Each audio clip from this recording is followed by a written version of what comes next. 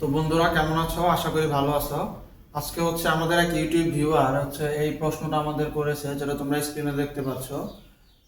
তো বলছে সে এই প্রশ্নটা সমাধান করে দিতে।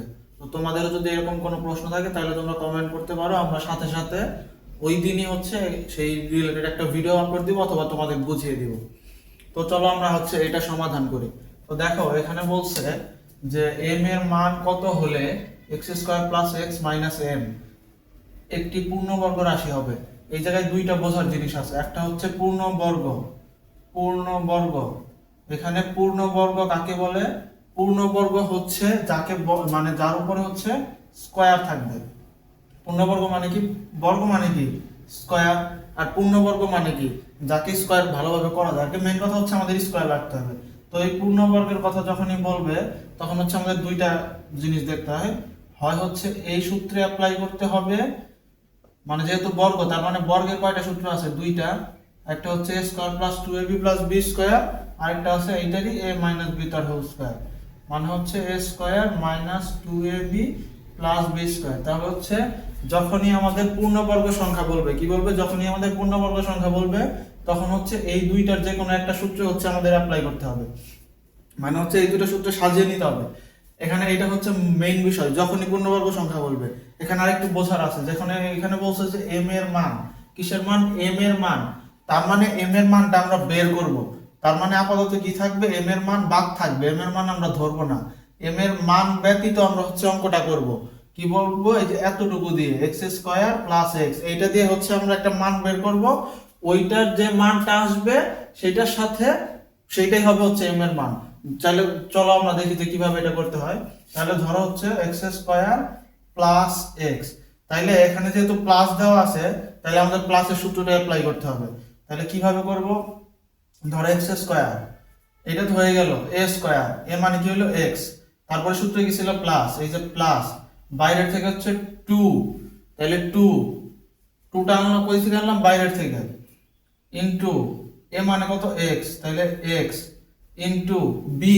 এখন দেখো আমরা 2টা কি করছি? বাইরের থেকে আনছি। তাইলে এখন এমন একটা ভ্যালু আনতে হবে যেটা ভ্যালুটা আনলে এই 2টা কোনোভাবে কাটাকাটি যায়। তো এই 2 কাটাকাটি যাওয়ার জন্য আমাদের কি করতে হবে? 1/2। এটা কেন আনলাম? এই 1/2 যদি আনি তাহলে দেখো এই 2 কাটাকাটি যায়, কি হয়? এই 2 কাটাকাটি যায়, তার মানে কি থাকে? শুধু x থাকে। তার মানে এই x যে কথা আর এতটুকু একই কথা। কিভাবে? দেখো যদি আমরা 2 কেটে দেই তাহলে কি থাকে? 1 গুণ করলে 1 আর 1 আর x গুণ করলে x। তার মানে এইটুকু যে কথা আর এই x একই কথা। তাহলে এখন এটা কি পাইলাম?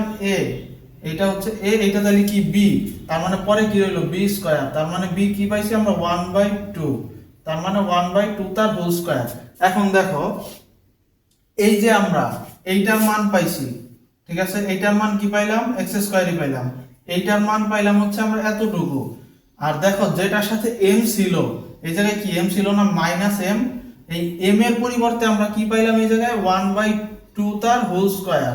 তার মানে m এর জায়গায় আমরা কি পাইলাম? 1/2 তার হোল স্কয়ার। তার মানে কি হয়? 1/4।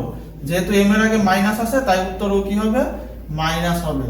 সমান, তার মানে উত্তর কি হলো? -1/4। তাহলে উত্তর কোনটা? এই যে -1/4। দেখো বুঝতে কোনো অসুবিধা আছে কিনা?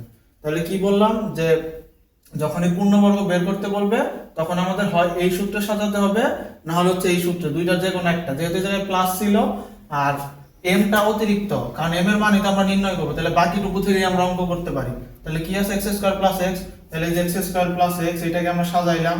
এক্স স্কয়ার কে লেখা যায় এক্স তার হোল স্কয়ার, মানে a square plus 2 into x into 1/x, 1/2। তাহলে এই 2 কাটা যায়, তাহলে এই 2 কাটা দেওয়া মানে x প্লাস 1/2 তার হোল স্কয়ার। এখন এই জায়গায় ছিল মাইনাস m, তো এইটার পরিবর্তে এই জায়গায় এটা আসছে, তার মানে m এর ভ্যালু এইটা। যেহেতু এই জায়গায় m এর আগে মাইনাস ছিল তাই জায়গায় জাস্ট মাইনাস, তার মানে -1/2 স্কয়ার ইজ ইকুয়াল টু -1/4। এই তোমাদের উত্তর। আর এরকম যদি তোমাদের আরো কোনো সমস্যা থাকে তাহলে তোমরা জানাতে পারো। ধন্যবাদ।